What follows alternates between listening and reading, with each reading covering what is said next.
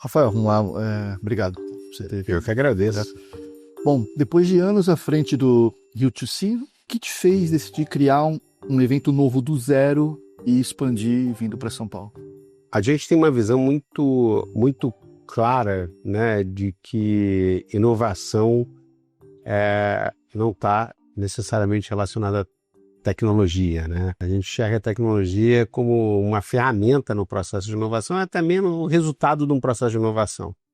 Então a gente sempre enxergou dois elementos fundamentais para que você possa inovar. Um é a criatividade, né? E o Rio 2 ele se situa muito nesse território da ideação, da criatividade, indústrias criativas.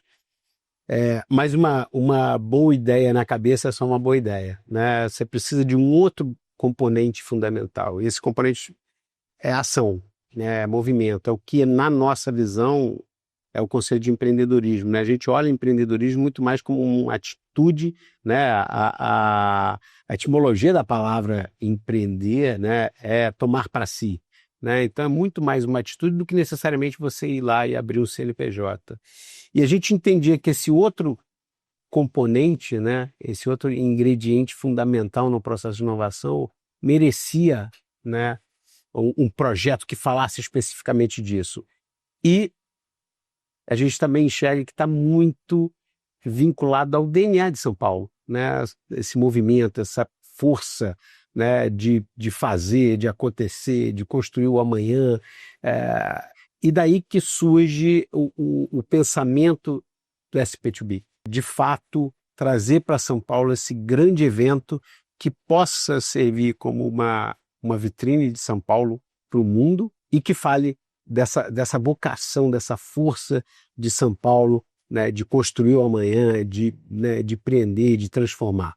Vocês citam o SXSW como uma referência, Sim. né? Mas dizem que o evento agora será único. Na prática, o que muda no formato, no público, no conteúdo em relação a um SXSW ou a um Web Summit que a gente está acostumado a ver? SXSW e Web Summit são eventos de natureza muito distintas, né? Por mais que de fora possam parecer semelhantes, eles são muito distintos, né? O SXSW é um evento de conteúdo, né? Um evento muito de discussão, né? De painéis, de debates, de, né, inspiração, né? As pessoas vão ali em busca de repertório, né? Entender os movimentos globais. O Web Summit um grande trade show, né? Uma grande feira de startups, onde você tem ali uma centena, se não milhares de startups buscando uma oportunidade, né, de networking, de apresentar seus projetos, etc. O SP2B, ele nasce num lugar onde ele bebe muito dessa natureza do SXSW de conteúdo, né, de repertório, de grandes nomes, né, de palestrantes, de conversas curadas de uma forma muito profunda, né, mas ele traz um elemento novo, que é um elemento de negócios, né, estruturado, uma área de negócios estruturados, onde você tem reuniões, né, um a um, agenda de rodadas de negócios, mentorias, workshops, etc. Muito focado num ambiente, né, de empreendedorismo, num ambiente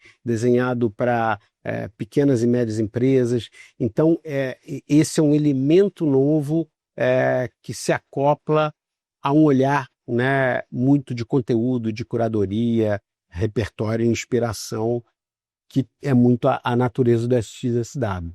Também um diferencial é ter uma ideia central, não ter grandes eventos muito conhecidos que trazem nomes globais que chamam muita atenção, mas agora talvez a gente tenha uma ideia central e todas as discussões são em volta dessa ideia. Isso perfeito, assim, o nosso processo de curadoria, né, ele como você disse, ele parte de uma ideia central. O nome é a última, né, o último elemento, né, o nome dos palestrantes é o último elemento. Então a gente parte desse conceito inicial, a gente vai desdobrando esse conceito, né, nos territórios. A gente ocupa o parque, em territórios, né? Território de tecnologia e inovação, território de empreendedorismo, negócio e liderança, território de arte, cultura e criatividade, né? Território de ancestralidade, sociedade, ética, filosofia. Então a gente pega esse tema central, desdobra ele dentro desses territórios, aí cada território desse tem diversos palcos, né? São 20 palcos no total. Nesses palcos a gente desdobra aí sim para cada sessão e por último vem os nomes, né? Então óbvio que a gente tem, né, grandes nomes como a própria Esther Perel, né, que é ali a nossa palestrante de abertura, mas grande, eu acho que o grande diferencial está de fato nessas conversas que são muito curadas, muito pensadas, e eu acho que daí que vem as grandes novidades e as grandes surpresas. Então resume a ideia central, é muito rápido. A gente está, a ideia, o tema norteador do SP2B desse ano é a nova era do empreendedorismo. Então a gente fala de nova era do empreendedorismo para exatamente trazer um olhar, né, diferenciado, sem ser o olhar estereotipado de que empreender é você abrir um CNPJ, né? Para a gente, como eu falei, empreender é uma atitude, né? Uma atitude que você pode ter dentro de uma organização, que você pode ter num terceiro setor, não necessariamente abrindo o seu próprio CNPJ, também, né? E essa é uma ideia central de empreender como atitude, como movimento, que a gente desdobra ao longo de todas esses territórios, de conteúdo. E como é que é a ideia de usar o Parque de Ibirapuera e não um ambiente fechado, como a gente está acostumado a ver eventos? Que tipo de experiência vocês buscam por ir usar o Parque de Ibirapuera? Eu acho que um dos diferenciais do projeto é exatamente esse, né? Ele vinha ocupar 8 dias, uma semana inteira em São Paulo, e aí é uma das semelhanças que a gente traz com o SXSW, porque, de fato, o projeto vem com uma visão de longo prazo, né, de ocupar aquele lugar no calendário para trazer pessoas de todo o Brasil, de todo o mundo, né, nessa construção. E o fato de ocupar o parque, ele não só é uma reversão de expectativa, né? Então você vai para São Paulo, né, uma cidade, né, super populosa, né, verticalizada, então você vai para dentro de um dos parques urbanos mais bonitos do mundo, né, onde você tem prédios desenhados por Niemeyer.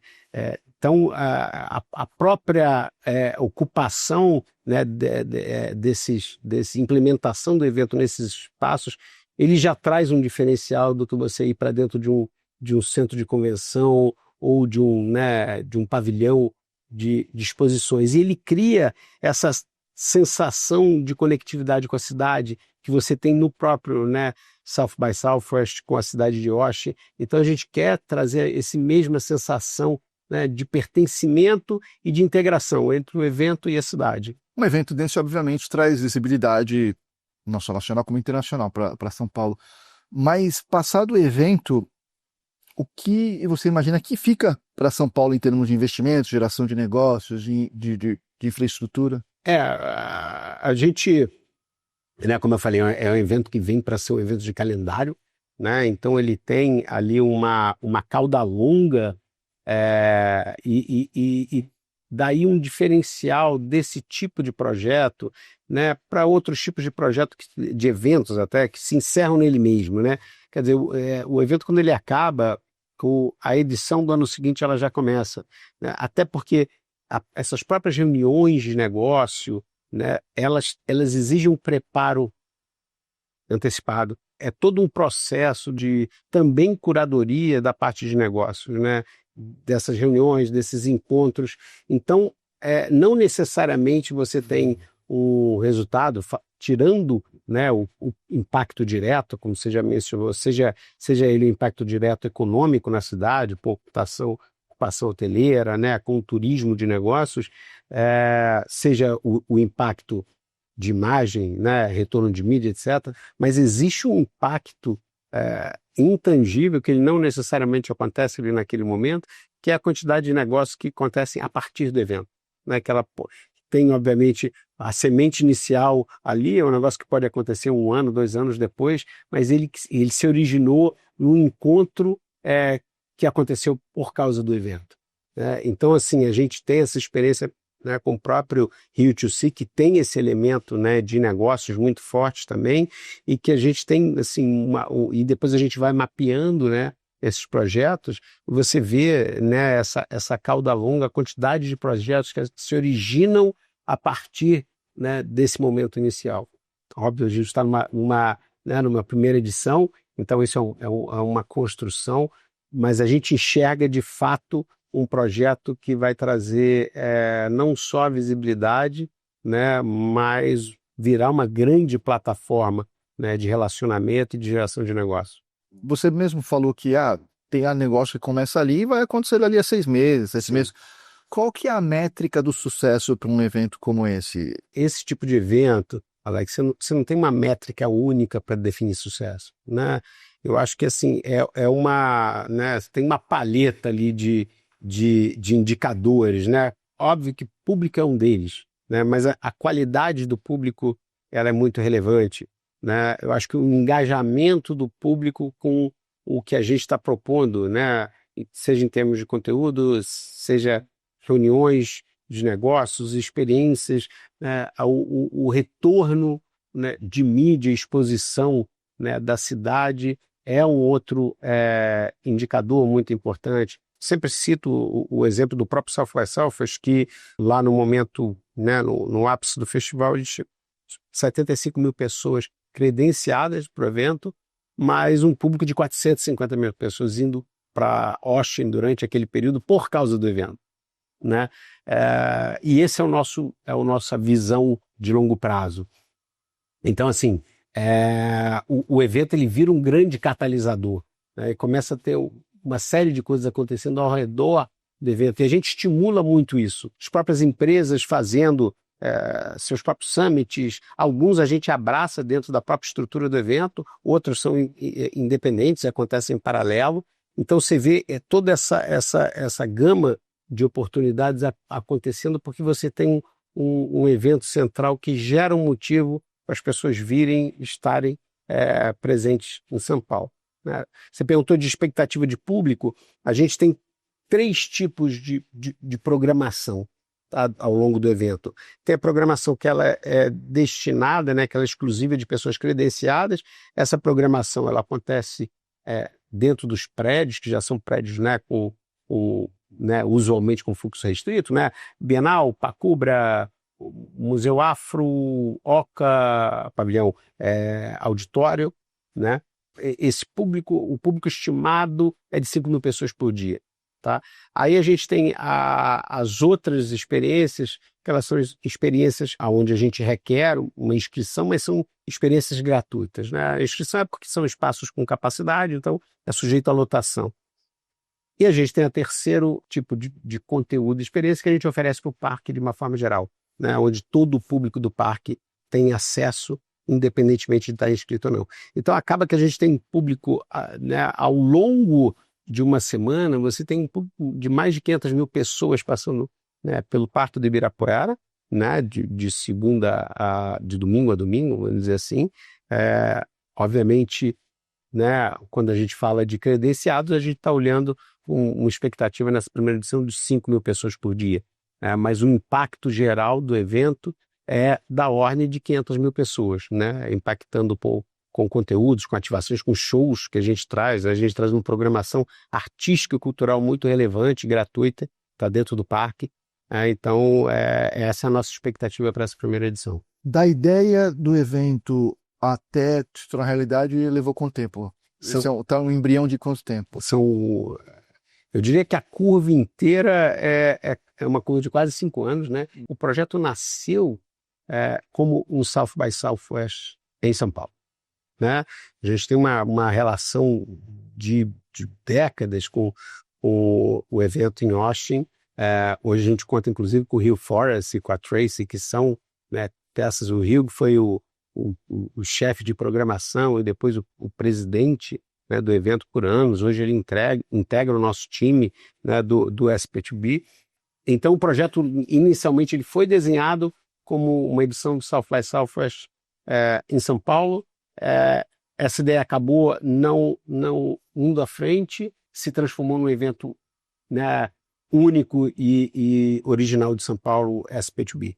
Então, do início da concepção, né, até a gente abrir as portas agora, nesse próximo domingo, foram quase 5 anos. Uma das ideias declaradas é posicionar São Paulo como uma das capitais globais dessa lógica de negócios.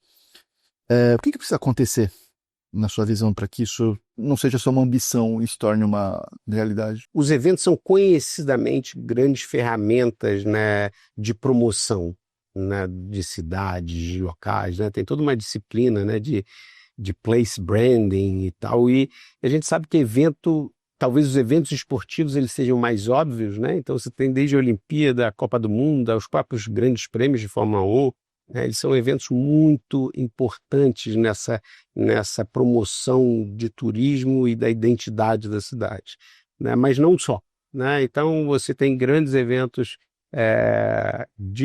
como a gente já citou aqui, o próprio SXSW, né, em Austin, o próprio Web Summit em Lisboa, né, que foram grandes catalisadores para os movimentos que aconteceram nessa cidade. Então, assim, eu acho que todo esse conjunto, né, de uma escolha correta do local, né, porque se você está fazendo evento dentro de um centro de convenção ou de um pavilhão de exposições, ele pode estar em qualquer lugar do mundo, né, essa que é a realidade. A escolha do local, ela diz muito, né, para essa experiência da cidade, toda, né, a gama de parcerias. Então, assim, a gente foi muito feliz em conseguir encontrar grandes parceiros para essa jornada, né? Não dá para fazer um projeto dessa magnitude sem grandes patrocinadores, né? O evento é apresentado pela Claro, né? A gente tem um contrato de 3 anos, né, com eles, Itaú, C6, C&A, Sabesp, até os grandes parceiros de mídia, como uma própria Folha de São Paulo. Além, obviamente, de contar com o apoio da cidade de São Paulo, do governo de São Paulo, que são stakeholders que sem eles você não faz um evento dessa dimensão, né? E, obviamente, eu acho que, né, tem aí uma expertise, né, na construção de grandes eventos, né, na curadoria de grandes eventos. Então, a gente conta, né, com a expertise do nosso time, que, né, como você mencionou, já vem realizando o Rio2C há 10 anos, né? O Rio2C hoje virou um grande evento, um grande sucesso, né? Um grande marco latino-americano na indústria, né, criativa, até, né, obviamente, a presença do Hugh Forrest, que é um cara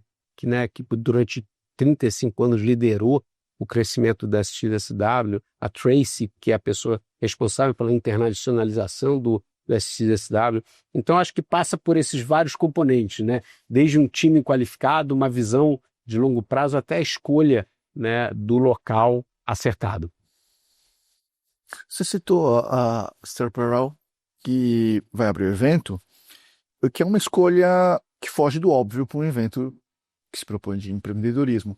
O que essa escolha diz sobre o tipo de conversa que vocês querem provocar? Eu acho que ela foi muito pensada, sabe, né? Exatamente por isso, né? Para a gente falar de inovação sob o ponto de vista do humano, tendo a nossa visão sempre colocando o humano no centro, né? Seja ele como o agente indutor da inovação, né? Seja ele o ser no final da linha impactado por esses processos, né? Por essas inovações.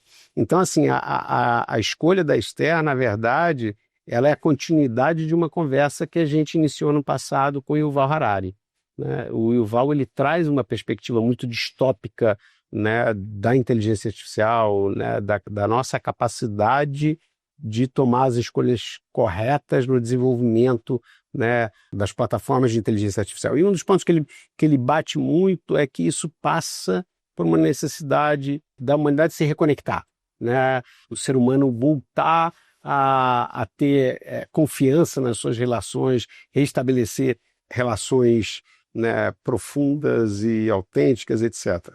Então a gente entendeu que nada melhor do que dar largada, né, da programação desse ano com um dos grandes nomes, né, talvez o grande nome, né, a grande autoridade quando o assunto são relações humanas. Então, assim, a Esther, ela vem exatamente numa continuidade, eu diria que é o segundo capítulo de uma conversa que a gente começou com o Yuval Harari, né, falando essencialmente de tecnologia e de inteligência artificial. Então ela traz essa camada de humanidade, né, e olhar para as relações humanas. Fazer um evento desse tamanho, por 8 dias, ao ar livre, ocupando 8 prédios do principal parque de São Paulo, é uma aposta, né? Grande. É grande. Qual foi o maior risco que vocês tiveram de ao se propor viabilizar esse formato? Tem alguma coisa que vocês pretendiam fazer que ficou para... Não, acho que ano que vem talvez dê, que agora não foi possível. De fato, é uma aposta, um desafio, né, enorme, porque ele sai do hobby, seja nas escolhas, né, seja nas escolhas de palestrantes ou do próprio palestrante de abertura, né, o keynote de abertura. Então, isso sempre exige um esforço de comunicação maior. E a gente sabe que, por melhor que seja o nosso esforço de comunicação, os nossos parceiros, né, de mídia, existe uma curva de aprendizado, né, de entendimento do público sobre a proposta que está sendo trazida, porque ela não é uma proposta óbvia. Essa curva de aprendizado, ela não tem muito atalho. A gente consegue acelerar isso de alguma forma, mas é muito... e as pessoas vão entender isso estando lá, né? Tem uma questão que você tem que ir experimentar, vivenciar aquela jornada para, de fato, você entender o que está sendo proposto, né? Que não é uma proposta objetiva de vá lá, assista uma palestra do tema que te interessa e vá embora. Tudo o que acontece ali em torno, seja um encontro inesperado, né? Seja você reencontrar uma pessoa ali que você não via há muito tempo, faz parte dessa, né, dessa grande experiência, dessa grande vivência. A gente tem um olhar de futuro muito interessante do projeto, e a gente enxerga que o parque ele tem a capacidade de absorver essa visão de longo prazo, né? Eu falo, uma das visões que eu trago muito, essa visão. Imagina que coisa legal, você está andando pelo parque, né, daqui a 3 anos, né, de eventos, 3, 4, 5 anos, e você, ali do lado tem a casa da Inglaterra, aqui eu tenho a casa da Espanha, ali eu tenho a casa do México, eu tenho, né, experiências, ou do Ceará, né, a presença de Pernambuco. Então, quando você de fato traz esse olhar que a gente já tem ele desenhado, e a gente sabe que ele tem que ser implementado em fases, você consegue entender qual é a proposta maior do projeto, né? E a gente não tem a ambição, Alex, na verdade, de criar nada que São Paulo já não tenha. É uma organização dessas peças, né? E de mostrar São Paulo como essa cidade múltipla, potente, né, criativa que São Paulo é. Né? Tá bom, Rafael. Obrigado, viu, pelo teu tempo. Respondi.